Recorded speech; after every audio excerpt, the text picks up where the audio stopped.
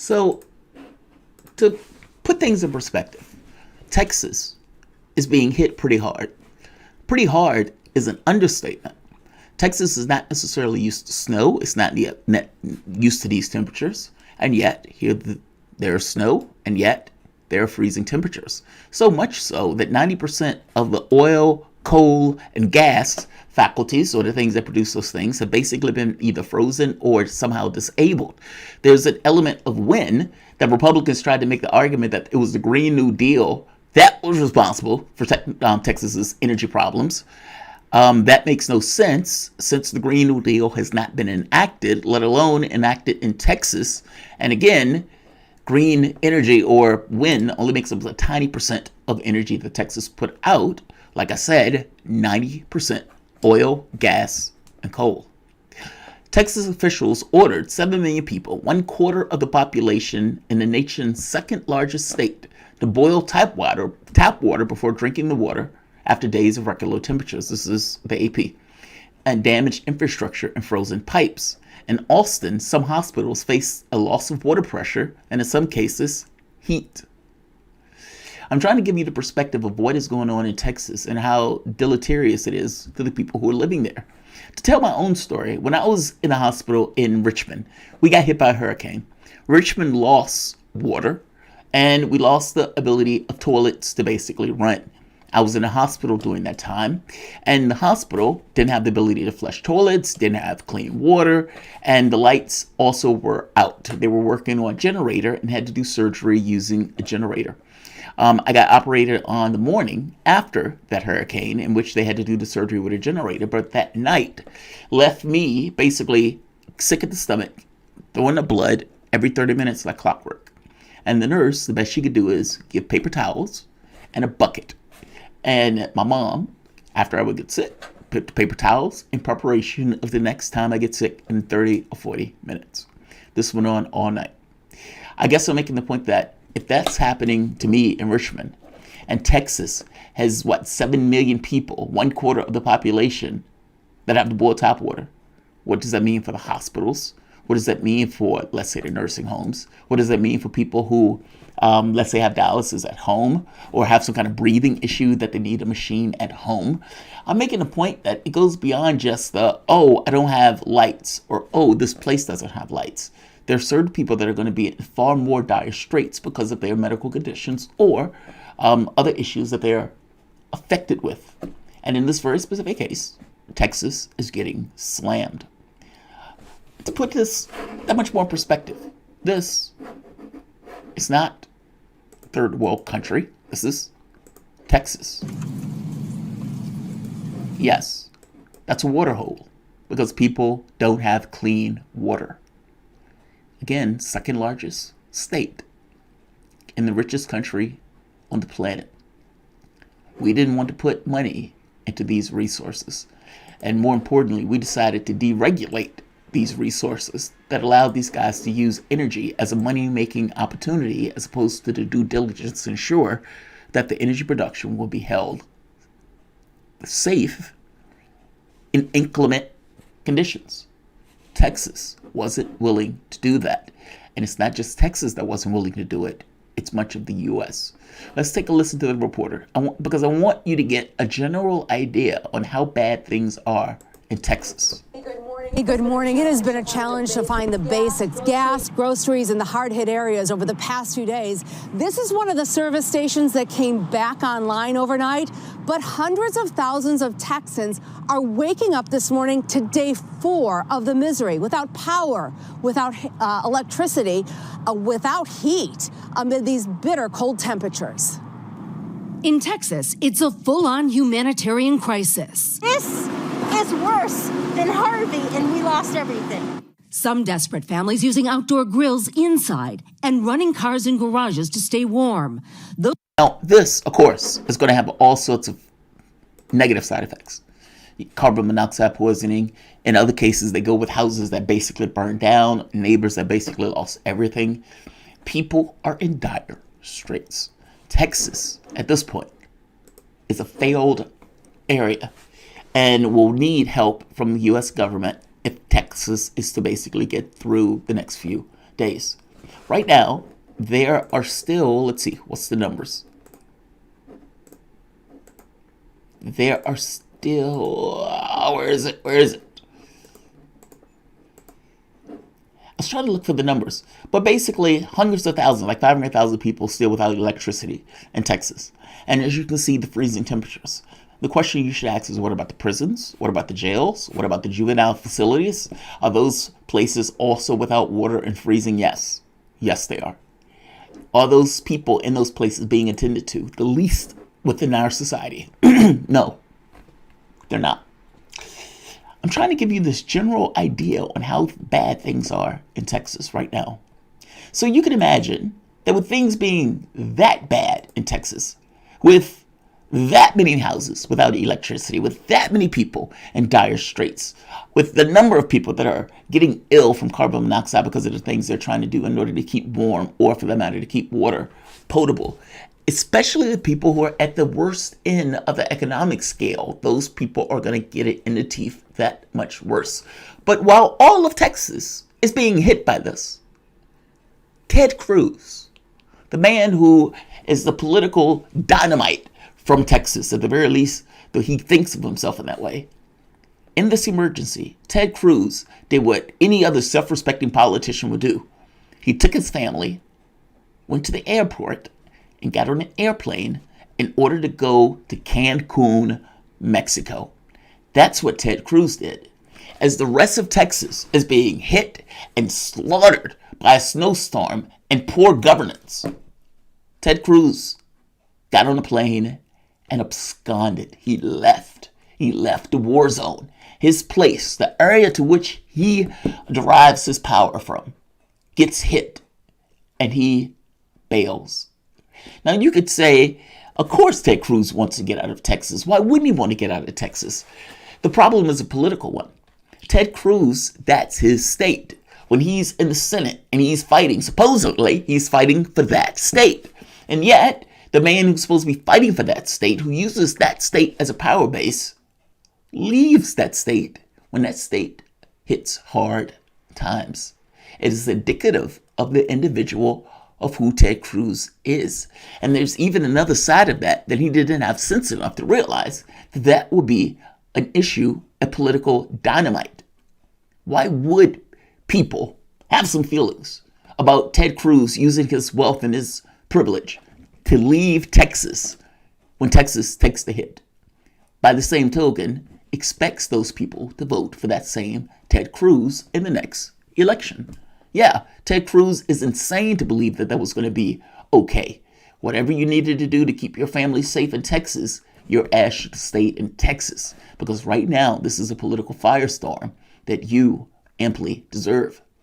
More importantly, or worse, on top of leaving Texas, while Texas is going through its trials and tribulations, he uses a police escort to do so. You heard that right. In the midst of a pandemic, while in the midst of a snowstorm that is in the midst of a pandemic, Ted Cruz not only leaves Texas, but he calls for police escort. Right here. The Houston Department, right, you can see it for yourself. The Houston Police Department tells NBC News that Cruz's staff contacted them on Wednesday afternoon to assist him in his arrival and movements through Houston International Airport. You didn't even go by yourself. You call actions of the state, mechanisms of the state, to give you an escort, and as you absconded that state, to leave that state, to go to another country, to weather a storm that many of the people in that state couldn't do. That's astonishing. Very bad politics. Astonishing. Ted Cruz has decided to come back. He's decided to come back. Now, the reason he's coming back is obvious. Whatever he's going to try to make the argument about, the reason he is coming back is obvious. He's been hit with this. This is a political firestorm. It is problematic. And he is a senator from Texas. Texas, the same state that's getting hit by the snowstorm, and the same state right now that knows Ted Cruz left them in the lurch when it got too hot for him. Ted Cruz needs the state of Texas to vote for him because Ted Cruz is a senator. This is not a district race. This is a state race. And the fact that people could see Ted Cruz when it got hot, or in this case, too cold, he leaves. That doesn't look good. And this has become somewhat of a media firestorm. If you're anywhere on social media, you will see it. And in that news report, what that woman was talking about, she gets to the point where she noticed that Ted Cruz left the state for Cancun. Even in the news report, they notice it. I'm making the point that Ted Cruz has a problem here. So Ted Cruz decided to come back. Ted Cruz was such a rush to come back. He couldn't even get first class ticket.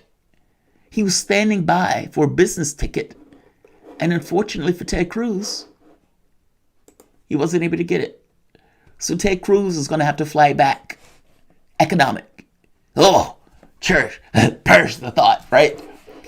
Ted Cruz's communication director came out with a statement. And I'm going to give you her statement first because this seemed to be the statement that came out first. Take a listen to what she says. Her explanation of why Ted Cruz bailed on the state of Texas when the going got tough. Yes, Senator Cruz is in Cancun right now. But here at his offices, we say big whoop. Senator Cruz deserves to relax, unwind, unplug, recharge, like you would a power outlet. Or his power grid's going to go out, and we can't be having that. That's too important. So he's got to take care of his light, which comes from the inside. And it's just like, why can't he have his eat, pray, love moment like everybody else can? It's just funny to me. It's funny that whenever he's here in America and he's doing his little jokes on Twitter, everybody says, go away, Ted, we hate you. But then when he goes away to Cancun, everybody says, well, where's Ted? Why isn't he doing his little jokes on Twitter? Now, sometimes you just don't know what you got till it's gone. And that should be a lesson for the Americans wondering where Senator Ted Cruz is at this moment. I thought this was the Onion for a moment. I honestly thought this was the Onion for a moment. I was like, this can't be serious. This can't be the response that she's giving. Her response is basically, hey, Ted Cruz deserves to relax also. I mean, why couldn't he go to Cancun right now? He just needed to relax. He needed to chill the fuck out. Things are hot. When Ted Cruz basically tried to help Donald Trump in that putsch attempt, despite the fact saying Donald Trump was a habitual liar, that took a lot out of him, trying to overthrow the government of the United States and all. So yeah, he had to take a break. You don't want his personal power grid going down, do you? This is not the moment to make these type of jokes. And moreover, not the moment to make the jokes, you're fundamentally missing the issue. The issue that people have here is that Ted Cruz uses Texas as his power base. Ted Cruz requires Texas to get his votes in order to get into the Senate, to be the posturing, cynical, empty SOB that he typically is. So if Texas is in the lurch because Texas is getting hit by an act of God, if Ted Cruz indeed uses Texas to get votes, if he indeed uses Texas as his power base, if he indeed is from Texas, then maybe when Texas is going through some kind of trial and tribulation, maybe Ted Cruz, even if it's just for political instinct, needs to keep his ass in Texas during the time that Texas is going through that particular issue. I get it. The power grid may go out. People are in difficult straits. So what? It shows a thing of unity, and it shows a thing of we're in it together for your ass to be there. If you're going to leave and you're going to go to Cancun, it looks as if you are not in it together with Texas. And if you're not in it together with Texas, why would Texas ever put you back in that office? Why would Texas ever send you to the Senate? And why on earth should Texas ever give you any credibility at all for anything that you say about the state of Texas when the things got rough, when the going got hard? Ted Cruz ass left. That's the message. That's the point. That's the issue that people are having with Ted Cruz in this. It's not that he can't take a vacation. Ted Cruz can take a vacation. It's not even that he, his power systems are people, when he's here, people want him to leave. You're missing the point, intentionally missing the point. The point is that during a time of crisis, The man who basically acted as if he is representing Texas when the going got rough, when Texas needed to pull together, Ted Cruz took his family and left. It is illustrative of the way Ted Cruz thinks. He's in it for himself. And when the moment got hot, Ted Cruz got going. That's the issue. That's the point. Ted Cruz is not one of them. Or at the very least, he's only one of them when he needs some votes. When times got hard and when people needed to pull together and when people were in a difficult strait together, it is telling that Ted Cruz left. It's more telling that this woman would come out and say such ludicrous and ridiculous things, basically giving a fuck you to Texans who had concerns about what Ted Cruz did. Ted Cruz eventually puts out a statement himself, and it is as ludicrous as the other statements. So, where is it? Where is it? I just had the statement up. All right, just had a statement. But Ted Cruz responded to this. But, I mean, honestly, how do you respond to this? They see you in the airport. That's clear. They see you leaving Texas. That's clear. And they see you taking your family to Cancun. That's clear. All of these things were taking place in the middle of the worst snowstorm, seemingly, in Texas history. And instead of you being there with those people in Texas, shared interests, shared struggle, you left. Ted Cruz responds. He says, right here, this is his statement. This has been an infuriating week for Texans. The greatest state in the greatest country in the world has been without power. We have food lines, gas lines, people sleeping in neighbors' houses. Our homes are freezing and our lights are out. Like millions of Texans, our family lost heat and power too. Stop here for the moment. This is him trying to show shared struggle, shared concern. Yes, I'm an elitist. Yes, I'm a rich SOB. Yes, I'm in Congress. I'm in the Senate. But we're still in it together. Just like all of you other Texans that lost heat and water and power, we're in it together.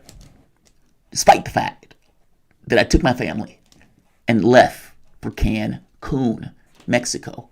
Apparently, the wall that Donald Trump built wasn't tall enough to keep Ted Cruz out of it, despite the fact that Ted Cruz were perfectly into building that wall. With school canceled for weeks, our girls asked to take a trip with friends, wanting to be a good dad, because that's what it's about. I want to be a good dad. I flew down with them last night and flying back this afternoon. My staff and I are in constant communication with the state and local leaders to get to the bottom of what happened in Texas. We want our power back, our water back on, and our homes warm. My team and I will continue using all our resources to help keep Texas informed and safe. What a slimy individual. I'm just trying to be a good dad. That's all. My girls couldn't fly down there by themselves. So I was trying to be a good dad. That's the line that we're going by. And I flew back because I was always going to fly back at this time. I didn't fly back because of the hysteria that was created by me leaving Texas in the lurch. Whatever. Nobody believes that, Ted. Nobody is going to believe that. My staff and I are in constant communication. So what? It's not really the point. The point is that when things got hot, or in this case, things got cold, you left. When the going got tough, your ass got going. And that's the issue that Texans are going to have. Trying to point people's focus on the snowstorm, on the fact that they're out of power, on the fact that they don't have water, or for that matter, clean water, or the fact that it is freezing and they don't particularly have heat. That's one way to try to dodge. But again, the issue is you leaving, not the fact that the power and everything is off. The issue is you left. And nobody is going to believe for one moment that you went just for a trip and that this wasn't you absconding and then running back with your ass between your legs when you got caught. Why were you flying back on economic flight?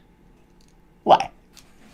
Does it have anything to do with potentially you trying to get your ass back here as fast as possible and doing so on the fly? Meaning it wasn't, I just got my ticket to immediately go and come back. That ticket had to be gotten on the fly when you had to get your ass back to Texas because of the media fallout of this particular issue. Look, this particular issue explains itself. Ted Cruz absconds. Ted Cruz had the wealth and the capability to do so Ted Cruz did. And he called the cops in the midst of a snowstorm that is in the middle of a pandemic for his own selfish whims of getting out of the country when things got rough in the country. There's your Texan. That's the person who you guys selected to represent you in Texas. Like, share, and yeah, subscribe. Thanks all.